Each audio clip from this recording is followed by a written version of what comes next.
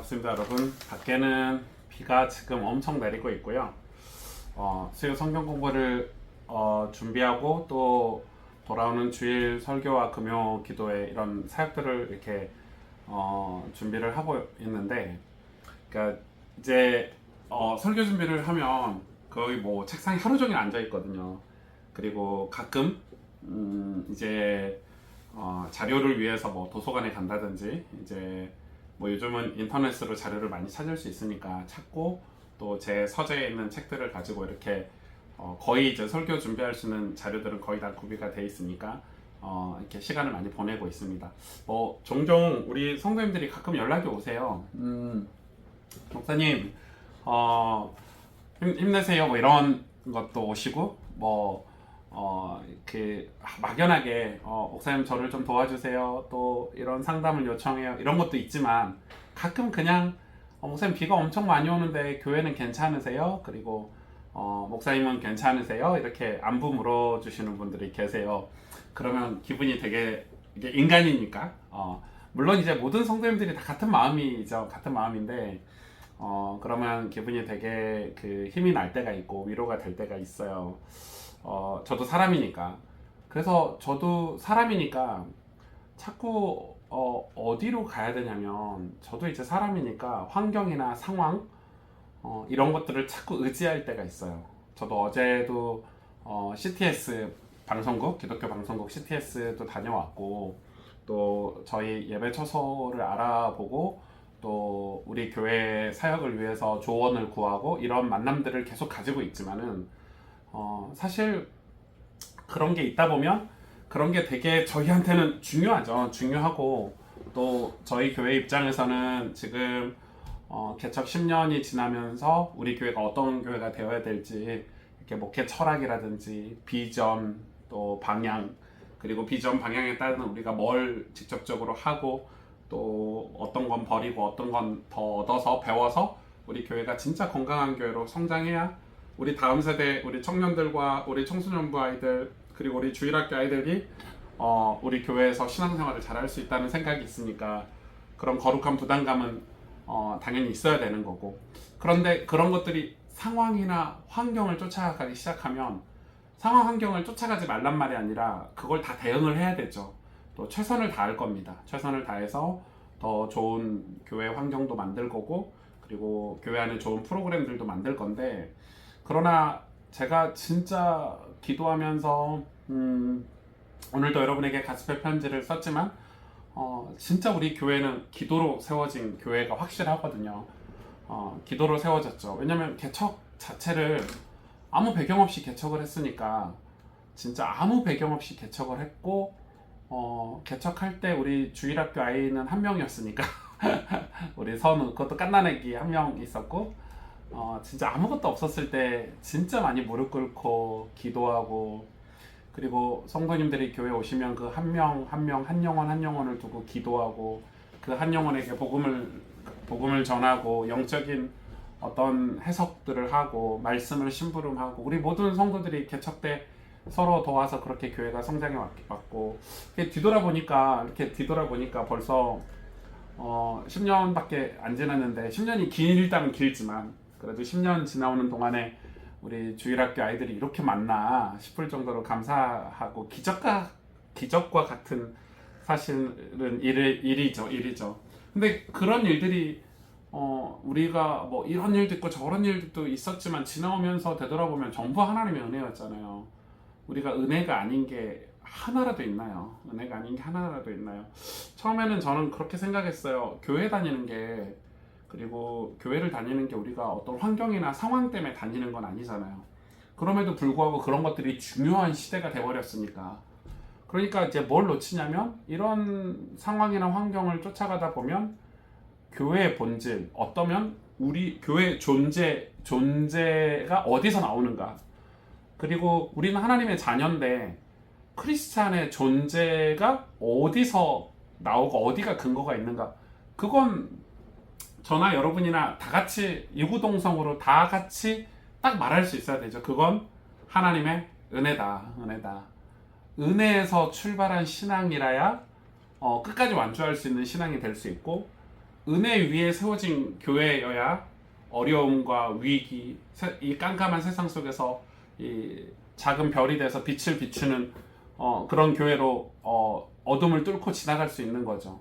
근데 은혜가 근거가 아니고 은혜가 존재 이유가 아니고 다른 게 존재로 신앙생활을 하거나 교회가 세워지면 교회는 방향이 이렇게 온전히 그 방향으로 갈 수가 없게 되죠. 동방박사 얘기 아시죠? 동방박사. 이 이방인들이잖아요. 동방박사가 이제 꿈에 천사가 나타나서 메시아가 온다고 그 동방박사가 이제 그 메시아를 위해서 뭐 이것저것 들고 가잖아요. 근데 뭘 보고 가게 만들죠? 사자가 이 하늘의 별을 보고 가게 만들어요. 근데 이제 별을 보고 가다가 헤롯 왕이 동방박사들을 초대하죠. 여러분 헤롯 왕이 당시에 얼마나 막강하고 힘 있는 사람이에요. 근데 동방박사들에겐 친절하게 메시아를 나도 만날 수 있게 해달라 뭐 이런 환대를 하고 돌아오는 길에 꼭 나에게 메시아가 어디 있는지 말해달라 하는데 사실 헤롯의 꿍꿍이는 그 메시아를 죽이는 거였잖아요. 그래서 근데 마을에 어린 아이들 1살 이제 막 태어난 아이들 다 죽였잖아요. 끔찍한 범죄를 저질렀는데 근데 동방박사가 다시 나와서 그 광야 사막과 같은 길을 이 메시아를 찾아가는데 여러분 어떻게 찾아갈 수 있겠어요? 뭐 내비게이션이 있는 것도 아니고 지도가 있는 것도 아니고 핸드폰이 있는 것도 아니고 근데 그 별이 다시 딱 그들의 길을 잡아주죠. 그러니까 주변 환경은 뭐 헤롯도 있고 유혹도 있고 또 사막이고 이 길이 맞나 우리는 이런 이 길을 찾지 못해서 방황하는 그런 어쩌면 동방박사와 같을 수도 있는데 그런데 하나님은 뭘로 우리를 인도하시죠? 별로 우리를 인도하셨던 동방박사처럼 오늘날 우리는 우리 길을 우리가 이 신앙생활이 제대로 하는 건지 우리가 이렇게 제대로 하고 있는 건지 그리고 우리 신앙이 우리 교회가 우리 목회가 제대로 하고 있는 건지 이거를 어디서 찾을 수 있나 했을 때 저는 은혜라고 생각해요. 은혜 울타리죠. 은혜 울타리. 그러니까 이번 주 말씀이 성막인데 성막에 하나님이 울타리를 치셨어요. 근데 이 울타리는 이스라엘 백성들의 진영과 그리고 성막 그러니까 지성소와 성소죠. 성소와 이스라엘 민족의 진영 사이에 이렇게 경계선을 만들어 놓은 거예요. 그리고 이 안에 들어와서 문은 하나죠. 예수님이라는 문을 통과해서 거기에 번제단도 있고 물두멍도 있고 거기서 이 제사를 지내고 또 제사함도 받고 또 하나님의 임재를 기다리고 하나님 임재하셔서 주실 말씀을 기다리는 그 은혜의 울타리. 그러니까 오늘날로 말하면 이 은혜의 울타리가 우리에게 우리 신앙생활이 바르게 갈 수 있는 어떤 가장 안전한 우리가 거기 가면 회복이 되고 그 은혜의 울타리 안에 들어가면 우리가 살게 되고 그 은혜 울타리 안에 돌아가면 우리의 감정이 치유가 되고 우리의 성격, 인품들이 다시 하나님을 닮아가게 되고 그래서 울타리 밖으로도 가야 되죠. 거기서 은혜를 받았으면 우리는 또 세상으로 가야 돼. 은혜 울타리 안에서 계속 살 수가 없어요. 그래서 은혜 울타리 안에서 회복하는 거지. 그게 저는 예배라고 생각을 하고 혹은 말씀과 기도라고 생각을 해요. 그 예수 그리스도로 말미암은 은혜의 보좌 앞에 담대히 나갈 수 있도록 우리 히브리서 말씀에 그렇게 우리에게 말씀을 주시잖아요. 그래서 그 은혜 울타리가 우리 삶에 있는가? 우리가 교회를 다니면서도 우리 가스펠 교회를 은혜의 울타리라고 생각을 하는가? 근데 이제 이 은혜가 우리 삶에 은혜의 울타리가 있다면 그래서 교회들이 사실은 초기에는 성도님들이 자기 생활, 자기 삶 속에서 그런 은혜의 울타리를 만들기가 어려우니까 교회가 진짜 많이 만든 거예요. 뭐 새벽 기도회다, 뭐 수요 예배다, 뭐 월요일날 뭐 무슨 모임이다. 교회가 이런 걸 진짜 많이 만들어가지고 이제 성도님들이 여기 와서 회복하고 가고 여기 와서 위로받고 가고 여기 와서 진짜 은혜 받고 돌아가고 이런 걸 많이 만들었는데 저도 그게 교회의 역할이라고 생각을 해요. 그러나 그럼에도 불구하고 그게 너무 교회로 치우치다 보니까 교회가 잘못하면 은혜 울타리가 아니라 종교 생활이 될 수도 있는 거죠. 그런 예가 너무 많잖아요. 과연 내 인생에 은혜 울타리가 정말 있고 내가 거기 가면 그 울타리 안에 들어가면 내가 살아나고 내가 죄 씻음 받을 수 있고 하나님과 교제할 수 있고 그게 있는 사람을 저는 성경을 읽었을 때 그런 사람을 하나님은 신앙입니다. 그리스도입니다. 내 자녀다. 내 백성이다.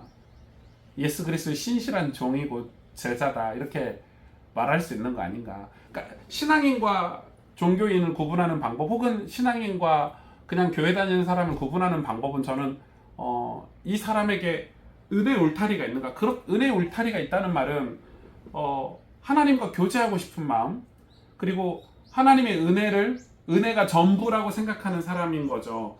그래서 하나님의 은혜로 내 인생이 구원받았고 내가 지금 새로운 삶을 살려고 노력하고 내가 이 하나님의 은혜, 십자가의 은혜, 하나님의 이 놀라운 복음의 은혜로 말미암아 내가 정말 하나님께 감사할 수 있는 어떤 신앙인이라면 이 은혜의 울타리가 반드시 삶의 장착이 돼야 되겠죠. 이게 굉장히 저는 중요하다고 생각해요. 그래서 구별된 거예요. 내 생활 속에서 울타리는 구별이니까 구별된 그러나 그 장소에 들어가면 내가 하나님을 만나고 교제하고 그리고 그 울타리 밖에서 살아가요. 우리는 울타리 밖에서 사역하고 그러니까 교회적 교회고 주일 예배이기도 하고 그렇죠. 제가 이게 얼마나 중요하다는 걸 이제 이 책을 보면서 공부하면서 이렇게 생각하는데 어떤 책을 한 권 읽었는데 이 책에 이런 내용이 나오는 거예요. 신앙의 여러 가지 단계 내 신앙 증상 파악하기 해가지고 좀 재밌는 거예요. 그냥 나 홀로 신앙 교회에서 누가 말을 걸거나 아는 척을 하면 불편하다. 교회 사람들과 함께하는 것보다 혼자 신앙이 좋다. 가족이든 교회든 공동 단위보다 나의 행복한 삶이 제일 중요하다고 생각한다. 가난한 성도, 그냥 교회 안 나가고 인터넷 유튜브로 예배드리는 것이 훨씬 좋다고 여긴다. 이게 이제 나홀로 신앙. 그리고 수동적 신앙. 모든 중요한 일은 목사님과 상의하고 결정한다. 일주일 내내 거의 모든 교회 모임 중심으로 내 삶이 돌아가고 있다. 교회가 만든 모든 훈련에 참여하는 시간이 지역에서 생활하는 시간보다 많다. 신앙과 관련된 봉사는 교회 안에서만 하지 교회 밖에서는 절대 하지 않는다. 이게 수동적 신앙이래요. 그리고 이런 신앙도 있어. 자아상실 신앙. 나는 누구인지, 왜 사는지, 무엇을 위해 부르심을 받았는지 전혀 모른다. 내가 무엇을 좋아하는지, 어떻게 살고 싶은지, 나의 어떤 면이 가장 자랑스러운지에 관심도 없다. 하나님이 주신 나만의 독특한 부르심, 아름다운 특징들을 신앙과 연결해서 알지 못한다. 교회에서 떠먹여주고 시키고 동원한 신앙이 내 것이라고 생각하고 살고 있다. 연습만 하는 신앙도 있어요. 교제권이 교회 안에만 있고 사회 속에는 별로 없다. 사회 속에서 사람들은 내가 크리스천인 줄 전혀 모른다. 티를 내지 않는다. 어렵지만 신앙인으로서 친절하고 올바르게 살려고 노력한 적이 있긴 하다. 그러나 사람들이 내가 교회 다닐까봐 아는 것은 두려워한다.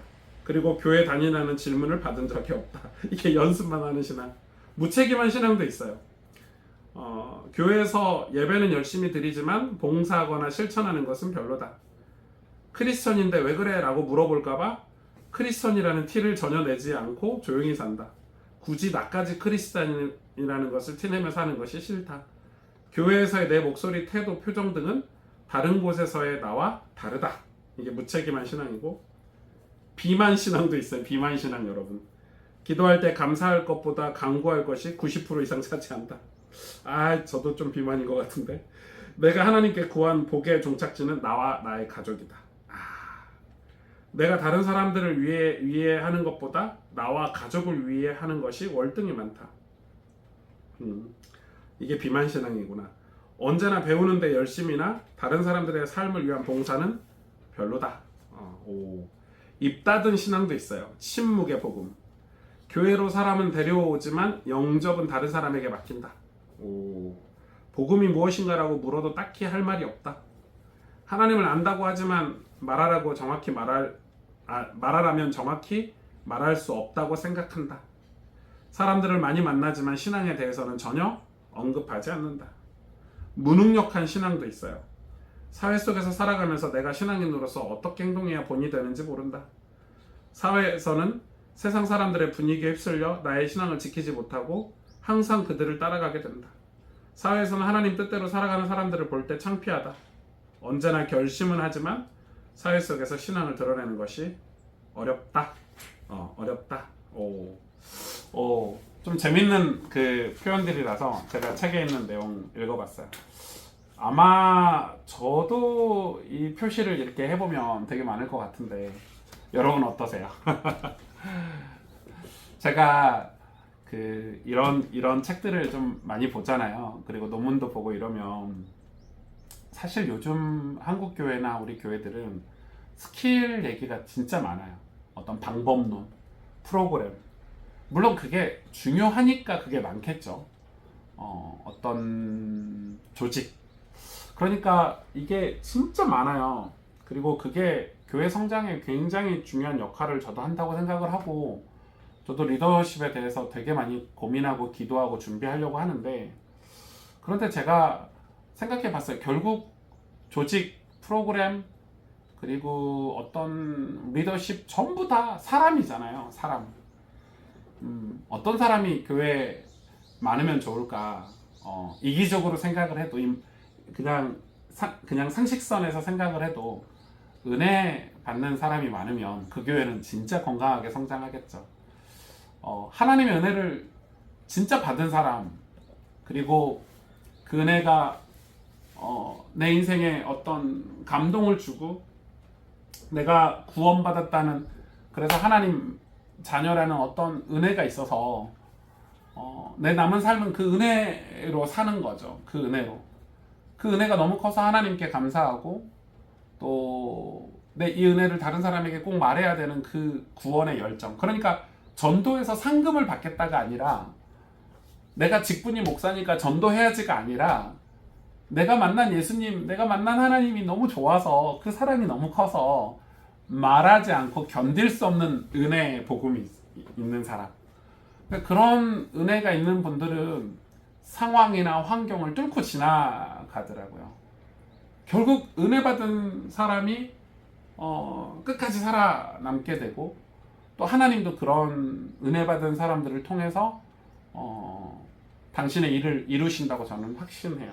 그래서 교회는 은혜 받는 분들이 많아야 돼요. 은혜 받는 분들이 헌신하고, 은혜 받는 분들이 사역도 하고, 은혜 받는 분들이 교사도 하고, 은혜 받는 분들이 예배도 섬기고, 또 교회뿐만 아니라 교회 밖에서도, 가정이나 직장에서도 은혜 받는 사람들의 삶이 있잖아요.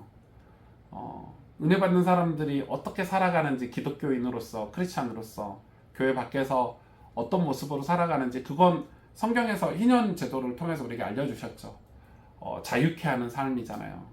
억눌린 자를 해방시켜주고, 병든 자를 고쳐주고, 우리 이웃에게 예수 그리스도의 복음을 전해서 그들을 그리스도의 제자 삼게 해주는 것이, 우리가 담대히 좋은 소식, 복음을, 그래서 예수님의 소식을 좋은 소식이다, 복음이다, 이렇게 해서 우리가 전하는데, 근데 이 모든 일들이 벌어지는 어떤 이 울타리가 있어야 되는데, 이 울타리가 바로 은혜라는 거예요. 은혜.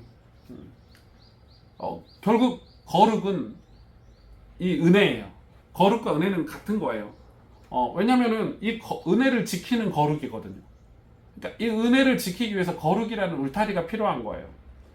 그러니까 거룩은 남을 정죄하고 나 자신을 높이는 게 아니고, 나와 이웃, 나와 하나님 사이의 관계를 회복하고 다시 연결하는 게 거룩이고, 그게 은혜죠. 그래서 이 은혜는 이 거룩해야지만 이 은혜를 지킬 이 거룩을 빼버리면 은혜는 흐물흐물해지고 세상 것들과 타협하고 이렇게 흡수가 돼버리면 이건 은혜라고 말할 수가 없어요. 하나님 은혜라고 말할 수 없어요. 은혜는 깨끗해야 돼요. 은혜는 거룩이라는 그렇게 구별되어 있어야 돼요. 내 삶 속에. 그래서 내가 세상에 살면서 진짜 하나님 자녀로 살고, 복음을 전하면서 살고, 또 하나님이 주시는 비전과 꿈을 가지고 살다가 진짜 내가 힘들고 어려울 때 은혜 울타리 안에 들어가고, 또 하나님 말씀을 들을 때 은혜 울타리 안에 들어가고 여기서 회복하고, 여기서 이 거룩을 회복하고 하나님 능력과 하나님과 교제하면서 친밀하게 은혜를 받아서 다시 세상에 나가는 거잖아요. 그래서 교회 색깔은 성도들이 주일날 왔을 때 은혜 받는 게 우리 교육자들이나 교회가 해야 될 가장 큰 이 사역이죠. 은혜를 안 받으면 우리가 복음을 전할 수 있을까? 우리가 은혜를 안 받으면 과연 우리가 선교라는 걸 할 수 있을까? 절대 할 수 없죠. 은혜를 안 받으면 아무것도 할 수 없어요. 설사 한다 한들 열매를 맺힐 수가 없어요. 왜냐하면 은혜가 아니면 아까 제가 읽어드렸던 것처럼 신앙은 전부 자기 자신이나 자기가 계획했던 것 쪽으로 신앙이 방향이 가요. 그러니까 신앙은 전부 내가 열심히 하고 막 뜨겁게 하는 것 같지만 은혜가 베이스가 되어 있지 않으면은 이 거룩이라는 울타리 안에 은혜가 하나님이 이렇게 받으라는 말씀으로 주신 은혜를 받지 않으면 우리 신앙은 결국은 내가 생각하는 대로 가요. 그러니까 생각을 하는 거예요. 내가 우리 가정을 예를 들어서 전도해야 돼. 내 남편을 전도하고 내 아내를 전도하고 우리 뭐 부모님을 전도해야 돼. 그러니까 처음에는 전도? 저도 어렵죠. 저도 불신자 가정에서 예수님 믿었으니까 전도하려면 내가 이렇게 좀 예를 들어 이런 분들이 계세요. 내가 복음을 좀 깨닫고 은혜를 받아서 내가 우리 부모님 전도해야지. 그런데 갑자기 교회를 안 나와. 그래서 물어봤어. 예배를 안 나와. 은혜 받는 자리 안 나와. 그래서 왜 안 나오시냐고, 예배 안 나오고 은혜 안 받냐고 했더니 우리 부모님 전도하려고 주일에 가서 부모님과 같이 지낸다는 거예요. 그러니까 맞는 말인데 여러분 생각해봐요. 은혜를 받아서 부모님을 전도하고 부모님의 영혼이 하나님을 만나고 구원받도록 해줘야 된다는 걸 은혜 안에서 깨달았잖아. 근데 방법이 이제는 부모님인 거지, 은혜가 아니고. 그래서 은혜에서 벗어나게 되는 거야. 그래서 자꾸 뭐하고 타협하냐면 상황이나 환경과 계속 타협해 가버리는 거예요. 그럼 나중에는 은혜에서 멀어지죠. 분리가 돼. 그러니까 부모님도 못 살리고 은혜에서도 멀어지고 악순환이 계속 된다. 악순환? 그런 게 되는 것 같아요. 그러니까 저도 처음에는 좀 그런 게 있었어요. 예를 들어서 학교를 갔는데 학교에서 좋은 친구들에게 전도도 하고 뭐 복음도 전하고 이게 굉장히 중요하지만 아무리 그렇게 전도하고 복음을 전해도 저 친구들의 진짜 영혼을 구원하시는 분은 하나님이시잖아요. 그러니까 제가 처음에는 막 전도도 하고, 왜냐면 내가 전도 많이 하니까 어린 마음에 교회에서 막 어깨가 으쌰으쌰 되고 막, 야 승주 쟤는 학교에서 전도 많이 온다 이래가지고 막 전도사님이나 선생님들이 확 지켜 세우니까. 근데 나중에 보니까 그게 별 의미가 없더라고요. 이 아이가 교회로 와도 또 제가 복음을 전해도 진짜 이 아이가 하나님을 만나는 거는 진짜 성령의 역사, 하나님이 하시는 일이고 그건 진짜 하나님의 영광이어야 되는 일이에요. 근데 저는 그때 당시에 그 어린 마음이지만 학교에서 기도 모임을 했거든요. 믿는 친구들하고 진짜 기도 운동을 했던 것 같아요. 그리고 교회 와서도 금요기도회 이런 거 와가지고 우리 학교 친구들 이렇게 이름 노트에 다 일기장에 적어요. 그러면 계속 기도하는 거예요. 우리 가족들도 마찬가지예요. 제가 우리 가족을 위해서 뭘 특별히 한 것도 없어요. 그냥 기도하고 내가 은혜 받아야 되겠다, 내가 변화돼야 되겠다가 저는 그게 중요하게 생각을 했어요. 그러니까 내가 변화되고 내가 은혜 받으니까 우리 가족들에게 어떤 때가 있잖아. 하나님의 때, 뭐 어떤 사건이 벌어진다든지 상황이 생긴다든지 그러면 내가 준비가 돼 있으니까 하나님 이때군요, 하나님 지금이군요. 그래서 이렇게 복음도 전할 수 있고 교회를 소개할 수 있는 용기도 생기고 이렇게 되는데, 내가 은혜 울타리에서 멀어지고 은혜 울타리가 내 삶에 없으면 신앙은 타협하게 되고 계속 그쪽으로 가게 되는 거예요. 그래서 이 울타리, 은혜의 울타리는 하나님이 우리에게 주신 어떤 엄청난 회복의 원리거든요. 회복의 원리인데 이게 루틴처럼 있어야 돼요. 내가 지켜야 될, 내가 이 은혜의 울타리는 꼭 지킬 거야. 그래서 어떤 마음이냐면 내가 이 은혜의 울타리 밖에서 막 살고 뭐 감정 소모하고 힘들게 살아가다가도 난 하나님 아니면 안 돼, 은혜 아니면 안 돼, 난 하나님 앞에 가야 살아. 이게 이제 루틴이거든요. 그래서 힘들고 어려울 때 은혜 받으러 가야 돼요. 저는 그게 우리의 예배라고 생각을 하고 또 우리 금요 기도회라고 생각을 해요. 그리고 우리 개인의 시간도 그 시간이 필요한 거예요. 성경을 읽거나 기도하거나. 그러니까 이게 종교적인 행위가 아니라 내가 하나님을 만나러 가는 시간이에요. 그리고 하나님을 만날 수 있는 길을 열어주신 예수 그리스도로 말미암아 은혜의 보좌 앞으로 담대히 나가서 은혜 받을 수 있는 그 신분이 회복된 시간인 거지. 내 존재가 회복된 시간. 은혜의 울타리. 여러분, 이 은혜의 울타리. 와, 정말 이거를 제가 설교를 잘 못한다, 잘한다 이런 걸 떠나서 여러분, 이거는 우리가 신앙생활을 하면서 우리 새신자들에게는 이 은혜의 울타리를 만들어주는 게 우리 사역자들의 사명인 거죠. 그러니까 내가 사역을 많이 한다가 중요한 게 아니고, 또 제가 설교를 하는 것도 우리 성도님들이 삶 속에서 하나님 앞에서 하나님과 교제할 수 있는 그 은혜의 울타리가 장착이 되도록 해주는 게 우리가 훈련하고 있는 내용들이에요. 말씀 사경회를 왜 하냐? 여름 성경학교를 왜 하냐? 우리가 수련회를 왜 하냐? 결국에는 우리 공동체가 하는 그런 훈련들, 말씀 훈련들은 성경에 보니까 하나님께서 나에게 은혜를 주시겠다고 약속하셨고 이렇게 하면 은혜를 받을 수 있구나라는 걸 가르쳐 주는 거잖아요. 그래서 그 거룩함의 경계, 은혜 울타리가 우리 삶에 있어야, 사도 바울은 이걸 경건이라고 이야기를 했어요. 경건이 우리에게 있어야 우리가 경건하다, 남한테 의시되고 이게 아니라는 걸 이제는 알죠. 그 경건은 남을 의시되고 남 정죄하는 게 아니에요. 회복이에요. 회복. 경건이 얼마나 중요한 건데요. 하나님 그 구원의 감사가 회복된 거고, 하나님 주신 사명이 회복된 거고, 내가 이 땅에 사는 존재 이유, 가치를 회복하는 건데, 그래 경건한 사람은 내 생에도 유익이 있지만 이 생에도 유익이 있다고 하잖아요. 우리 삶이 변화되니까. 그래서 여러분, 이 울타리, 은혜의 울타리, 이 은혜의 울타리가 우리 삶에 있는 게 중요해요. 그러니까 지금은 우리가 어떤 환경을 만드느냐가 중요한데, 신앙생활을 하면서. 그러니까 여러분, 교회를 처음 나고 예수님을 믿으면서 제일 먼저는 주일 예배를 지키는 게 진짜 중요해요. 그게 나한테는 첫 번째 은혜 울타리가 돼야 되고, 그 다음에 이제 신앙이 조금 더 성장을 하면 내 삶 속에서 은혜 울타리를 만드는 작업을 해야 돼요. 우리 사역자들이 그걸 도와주는 거야. 우리 나눔터에서 그런 걸 도와줄 수 있는 거지. 은혜 울타리.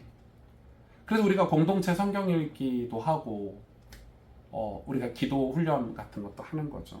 그래서 내가 은혜 울타리. 저는 예를 들어서 제가 신앙 서적을 읽는다, 그리고 말씀을 묵상하고 일기를 쓴다, 이런 것들이 저한테는 전부 은혜의 울타리 같은 거죠. 은혜 울타리. 그래서 이거 묵상은 엄청 중요한 영역이에요. 묵상은 이 묵상처럼 중요한 영역이 없어요. 저는 제가 메모해 놓은 게 있는데, 묵상에 대해서 조금 한번 볼게요.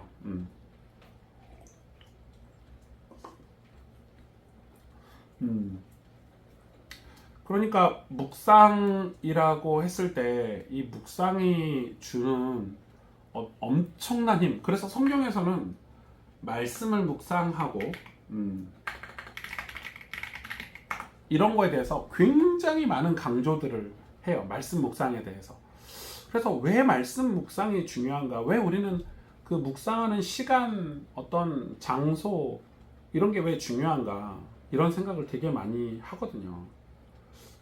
우리가 불안하거든. 세상에 살면 불안하고, 또 세상에 흐름이 있으니까 그런 게 굉장히 좀 중요하다, 이렇게 생각이 들어요. 생각이 드는데, 근데 하나님은 진설병도 그렇고 성막도 그렇고 지성소도 그렇고, 지금 이 성막 자체를 우리에게 가르쳐 주시면서 항상 내 앞에 너희가 나와서 나를 만나라. 내가 너를 만나면 내가 너에게 주겠다. 말씀을 주겠다. 내가 은혜를 주겠다. 내가 구원을 주겠다. 내가 너희를 살리겠다. 이런 얘기를 계속해서 하시는 거예요. 그러니까 말씀 묵상이 엄청나게 중요해요. 근데 여러분, 그래서 예를 들어서 성경 읽기, 뭐 성경 쓰기, 뭐 암송, 설교 이런 모든 것들을 내가 소화하는 게 말씀 묵상이에요. 소화하는 게. 그래서 제가 이렇게 써놨어요. 제가 한 4년 전에 제 글인데 일기장인데 어떤 방법으로든 성경을 내가 이해하여 파악하고 내 것으로 삼는 것은 말씀 묵상이 아니다. 아니다. 자, 그거는 말씀 묵상의 방법이나 스킬 중에 하나죠. 근데 말씀 묵상이 뭐냐면 기록된 말씀을 통해서 살아계신 하나님께서 지금 나를 찾아오신다. 그분을 만난다. 이것이 말씀 묵상이다. 다시요. 어떤 방법으로든 내가 성경을 이해하고 파악하고 내 것으로 삼는 행위는 말씀 묵상이 아니에요. 비슷해 보이지만 기록된 말씀 또 주일 설교를 통해서 살아계신 하나님께서 지금 나를 찾아오시고 내가 그분을 만나는 것이 말씀 묵상이에요. 다시 말해서 말씀 묵상의 시간에 우리는 인격적인 하나님을 뵙는다. 하나님의 임재와 현존, 그 영광스럽고 두려운 자리에 우리가 있다는 거죠. 그래서 말씀 묵상은 이 기록된 말씀인 성경을 내가 파악하는 게 아니에요. 아, 이런 게 있네? 이런 게 있네가 아니라 이 기록된 말씀을 통해서 하나님께서 나를 파악하시는 거지. 하나님께서 말씀으로 나를. 그래서 말씀 묵상 시간에 나는 기록된 말씀을 통해 말씀 자체이신 하나님을 알고 거기에 근거해서 나의 실체를 보고 아는 것. 그러니까 그게 은혜잖아요. 내가 누구인가. 그래서 이 은혜 울타리 안에 들어가면 내가 죄인이구나. 내가 하나님 뜻대로 안 살았구나. 내가 하나님의 비전, 하나님의 꿈을 잃어버리고 살고 있구나. 그 거룩한 지식과 깨달음에 순명하게 되는 거예요. 순명해서 사는 거가 되는 거예요. 그러니까 말씀 묵상의 주체는 내가 아니라 하나님인 거죠. 말씀 묵상을 하는 시간에 우리는 성경이라는 문서를 앞에 놓고 있는 게 아니라 살아계신 하나님을 만나고 그분과 교제하고 그런 은혜가 우리에게 진짜 있냐는 거예요. 여러분 신약 성경 읽어보세요. 사도 바울이 특히 바울 서신을 읽어보면 이 말씀을 대하는 태도는 전부 하나님을 대하는 태도와 같았어요. 이 사도 바울은 예배를 대하는 태도는 전부 하나님의 임재를 얘기했어요. 주일 예배, 말씀, 기도 이런 것들이 전부 하나님과 실존적인 관계. 그러니까 굉장히 그 일에 뜨거운 감정을 가지고 있었고, 그리고 그 일의 뜨거운 감정을 보호하는 것은 냉철한 뭐라고 하죠? 감정이 아니라 냉철한 이성이었어요, 사도 바울은. 그러니까 왜냐면은 이게 내가 깨달은 게 아니기 때문에 하나님을 만난 거기 때문에 내 모든 것들이 그 은혜를 받고 나서 와, 내가 죄인이구나, 내가 부족하구나, 내가 하나님 뜻대로 못 살고 있구나, 이거를 깨달았기 때문에 그 일에는 굉장히 냉철하게 돼요. 거기서 회개도 일어나고 변화도 일어나고, 그럼 내가 어떻게 해야 되지? 하나님 저 어떻게 해야 돼요? 기도도 하게 되고, 그리고 주일날 말씀도 막 귀담아 듣게 되죠. 왜? 내가 하나님 뜻대로 살고 싶으니까, 변화된 삶을 살고 싶으니까, 또 복음을 전해야 되니까. 그래서 이 은혜 울타리는 말씀 묵상으로 조금 연결을 해봤지만, 여러분 우리 삶에 이 말씀 묵상하는 시간 이게 얼마나 중요한지. 여러분 조금만 깊게 생각해 보면 목회자들이나 신학자들이나 혹은 선교사들이나 어떤 제도적인 교회 안에서 말씀 사역에 공적인 직무에 있는 사람들 있잖아요, 저희들은. 근데 이런 사람들이 이런 말씀 묵상이나 은혜 울타리가 가장 취약한 사람일 수도 있어요. 말씀을 연구하니까 이 말씀을 이용해서 자기 인생의 성공을 추구하는 것은 하나님 앞에서 사실 큰 죄인데, 그래서 저도 싸우는 거예요. 은혜 받으려고. 그러니까 저의 한 가지 싸움은 우리 가스펠 교회가 어떻게 하면 은혜 공동체가 되느냐. 그래서 제가 주일 예배를 진짜 많이 준비하거든요. 기도로 준비하고 말씀으로 준비하고 좀 이렇게 예민하게 준비하는 게 있는데, 우리 성도님들이 주일날 일주일에 한 번 교회 와서 예배 드리는데 은혜 받아야 되잖아요. 예배 시간에 우리가 다른 거 할 게 많지만, 그래도 어떻게 하면 이 예배 시간, 이 1시간 반 드리는 예배 시간에 우리 성도님들이 은혜 받을 수 있을까? 어떻게 하면 이곳이 은혜 울타리가 될 수 있을까? 어떻게 하면 하나님 앞에 회개하고 하나님이 하시는 말씀을 듣고 갈 수 있을까? 이게 이제 우리가 은혜 울타리를 생각하고 묵상한 우리 삶에 장착해야 되는 우리 기도 제목이라고 할 수 있어요.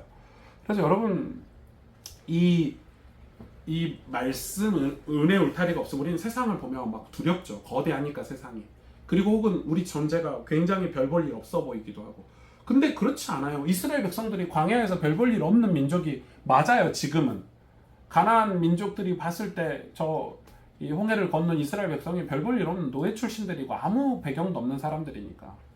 그러나 이들이 은혜 울타리 안에서 변화되고 새로워지고 하나님 말씀에 순종해서 복을 받아서 어떤 영적인 힘들을 키워나가면 이들은 저들에게 두려운 존재가 아니라 저들을 살릴 수 있는 힘 있는 민족이 되는 거죠. 복음을 전할 수 있는. 저는 우리 교회 성도님들이 이 은혜 울타리가 이 은혜가 있어야 우리 교회도 마찬가지고 우리 성도님들도 가정을 살릴 수 있는 비결, 가정 복음화할 수 있는 비결, 은혜 말고 있나요? 네. 교회가 부흥하는 비결, 우리 가스펠 교회가 뭐 흔히 말하는 1,000명, 2,000명 막 많은 영혼들이 우리 교회 와가지고 막 예수님 믿고 막 변화되고 막 가정들이 살아나고 직장마다 신호의 예배들을 드리고 막 전도하고 이런 환상을 가지고 있잖아요. 제가 아무리 생각해봐도 이건 은혜 말고는 할 수 있는 일, 은혜 말고는 하나님이 하셔야 돼요. 은혜, 그 은혜를 받은 사람이 헌신하는 거예요. 진짜 헌신하는 거죠. 내 생을 다 드리잖아요. 은혜 받은 사람은 내가 영혼을 구원하는 일에 한 영혼을 구원하는 일에 무슨 상황이나 환경이 중요해요. 그 일이 중요하기 때문에 내가 상황과 환경을 이길 수 있는 힘을 키우지, 달란트를 키우고 노력하고 겸손하게 실력을 키워서 이 복음을 전하는 일이 중요하니까. 복음을 전하는 일이 중요하지 내 상황이나 환경 때문에 내가 이렇게 저기하는 게 중요한 게 아니잖아요. 그래서 저도 은혜 울타리가 없었으면 저도 벌써 주저앉았겠죠. 은혜 울타리가 없었으면 저는 벌써 주저앉았을 것 같고, 은혜 울타리가 없었으면 저는 벌써 교만하거나 오만하거나 혹은 은혜 울타리가 아니었으면 우리 교회를 이쪽 방향으로 가지도 않았겠죠. 이 은혜 울타리가 있었으니까 우리가 하나님 앞에서 몸부림칠 수 있고, 또 믿음의 도전, 하나님 주신 이 성교적 교회 사명 가지고 우리가 우리 다음 세대들과 우리 성도님들이 힘을 모아서 같이 하나님 나라를 꿈꾸는 거 아닐까요? 여러분, 우리 은혜 받읍시다. 네, 우리 같이 기도해요. 하나님, 우리 은혜 받고 싶습니다. 진짜 은혜 받고 싶습니다. 하나님 역사해 주세요. 내 삶의 은혜의 울타리가 회복되길 원하고, 우리 교회가, 우리 주일 예배가 은혜 예배가 되고 은혜 울타리가 되게 해주세요. 정말 내 가정에 은혜 울타리가 공간이 생겨나서 엄마 아빠들이 기도하고, 우리 아이들도, 청소년들도, 우리 청년들도 은혜 울타리가 생겨나서 거기서 진짜 하나님을 만나고 은혜 받아서 내가 좀 변화되고 정말 하나님의 사람으로 주님의 몸된 교회로 우리가 승리하는 신앙생활 할 수 있도록 우리 같이 마음 담아서 합심으로 기도하겠습니다. 하나님 아버지 감사합니다. 정말 은혜 받고 싶습니다. 아버지, 정말 은혜의 울타리가 내 삶에 회복되기를 원하고, 또 우리 교회가 우리 성도님들에게 최고의 은혜의 울타리가 되게 해주시고, 우리 예배가 은혜 울타리 안에 있는 예배가 되기를 원하고, 그래서 우리가 은혜의 울타리 안에 들어와서 사안하고 회복하고 정말 하나님을 만나고 말씀에 순종하고, 그래서 울타리 밖에 나아가서 또 저들에게 복음을 전하고 저들을 살리는 빛과 소금의 사명을 살기를 원합니다. 하나님, 우리를 붙잡아 주시고 역사해 주시고 힘 주세요. 모든 영광 하나님께 영광 올려주세요. 모든 영광 하나님 홀로 받아주세요. 감사드리며 예수님의 이름으로 기도하였습니다. 아멘. 여러분, 릴레이 금식기도 기간인데 기도 많이 동참해 주시고, 또 금요 기도에도 많이 오셔서 같이 우리 여름 사역들을 두고 같이 기도해요. 여러분 안녕. 평안한 밤